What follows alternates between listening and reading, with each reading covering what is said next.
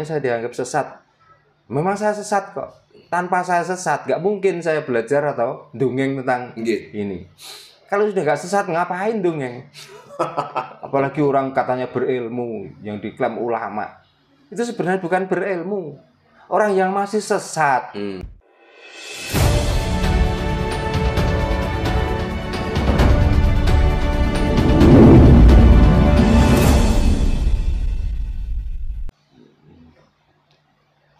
Apakah ya harus seperti itu? Makanya susah mencari pemimpin di Nusantara ini yang benar-benar orang Nusantara. Kalau dia dari suku mana, dia berani mengangkat kemuliaan atau harga diri sukunya. Nggak ada. Wong saya lihat loh di TV-TV. Kalau mengucapkan Assalamualaikum warahmatullahi wabarakatuh, itu difasih-fasihkan, dimantap-mantapkan. Tapi ngomong rahayu itu lo pelan, ada modelnya diimpit. Rahayu gitu. Nah, ini kan sudah bukti. Nah, ini kan bukti keingkaran mereka. Padahal itu bahasanya sendiri. Dan itu maknanya dibanding Assalamualaikum. Itu sangat luas rahayu. Kalau Assalamualaikum hanya mengucapkan selamat. Itu nggak ada sangkut pautnya dengan manusia atau kehidupan. Selamat atas kamu semua dari rahmatnya dan berkahnya, cuman itu. Lah siapa yang diucapkan selamat itu? Apakah orang yang di depannya? Tapi kalau rahayu kan artinya semua kehidupan di alam ini. Hayu artinya hidup. Dari keselamatan apa yang ada di dunia ini termasuk yang hidup, di antaranya manusia, hewan, tumbuh-tumbuhan dan lain sebagainya. Tapi kenapa mengucapkan rahayu saja kok kelihatannya kok koyok isin, Pak. Isin. Coba kita lihat.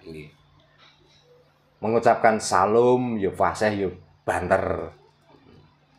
Mengucapkan yang lainnya. Tapi kalau sudah rahayu itu pun di akhir. Dan itu pun ucapannya seolah-olah itu kayak minder. Coba.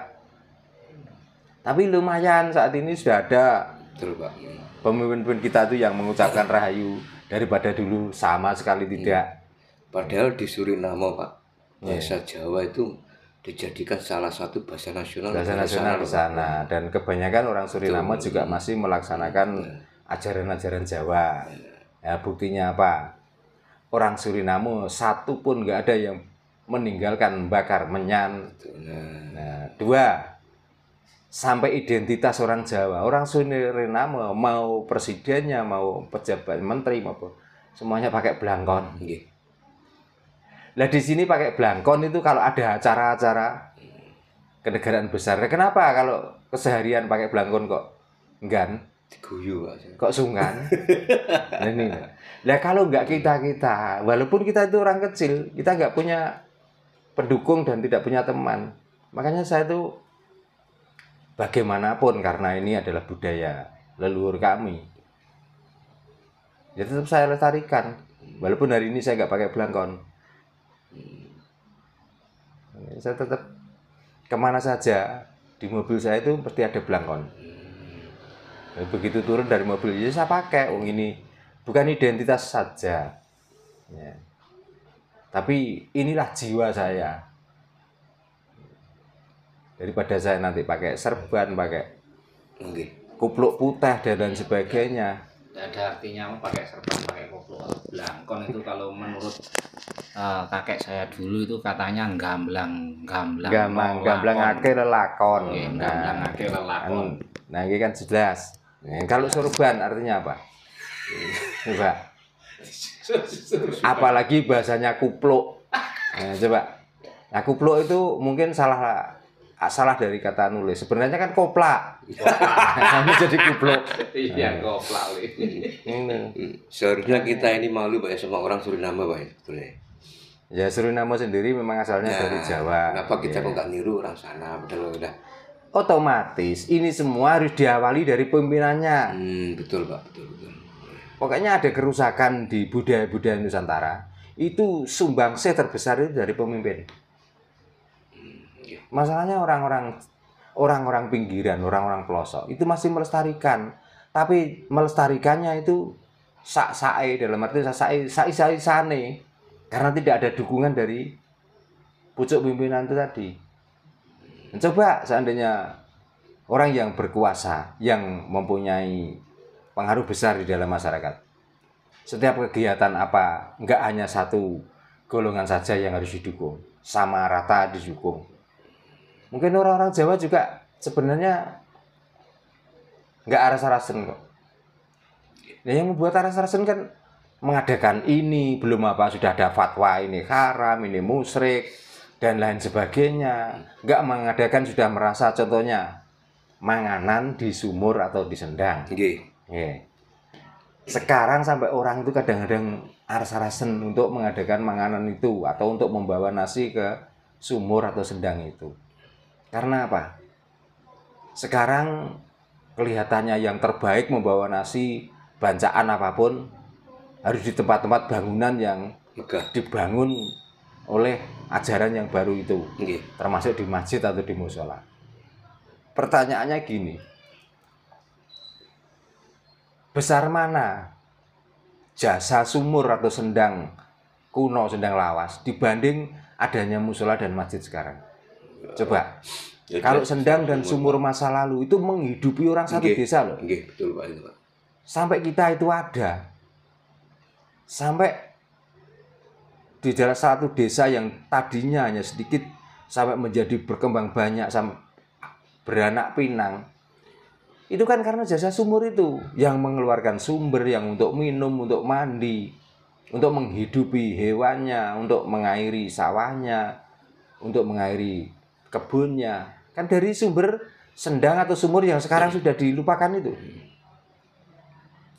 Nah kalau ya maaf, memang ini kenyataan harus saya sampaikan. Iya Pak. Kalau di masjid dan di mushola, bukannya menghidupi, malah mencari penghidupan di situ sebenarnya.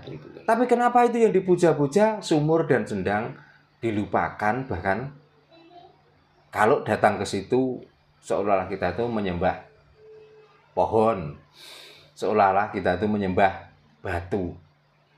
Loh, apa pernah berpikir bahwa dia ada itu karena nenek moyangnya waktu itu memanfaatkan sumber yang ada di situ.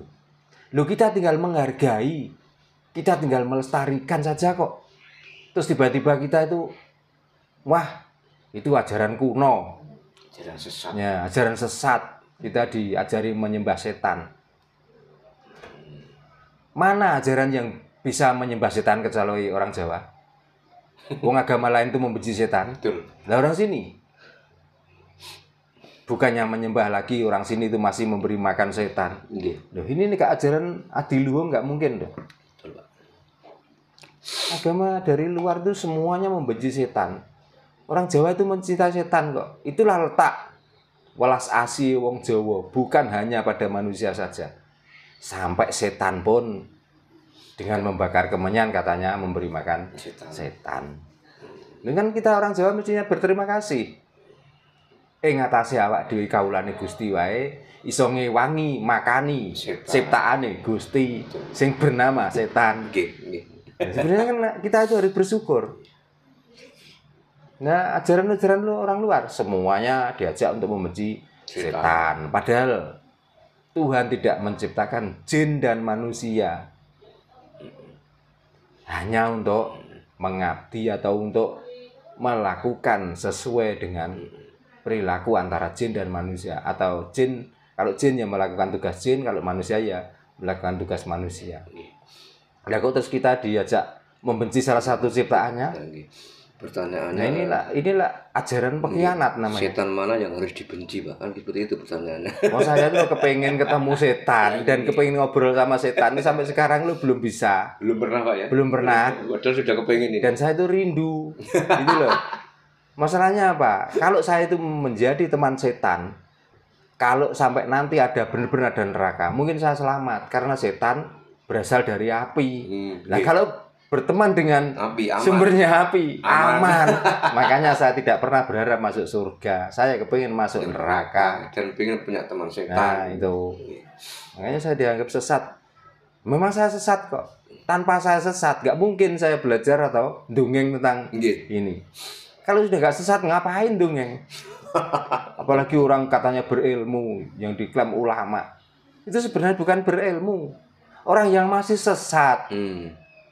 Karena masih menceritakan ilmu. Betul. Dan masih melaksanakan ilmu. Nggih. Dan tidak mau mengakui. Dan tidak mau mengakui. Nggih. Ya justru, kalau saya dibilang sesat, berarti sudah pas.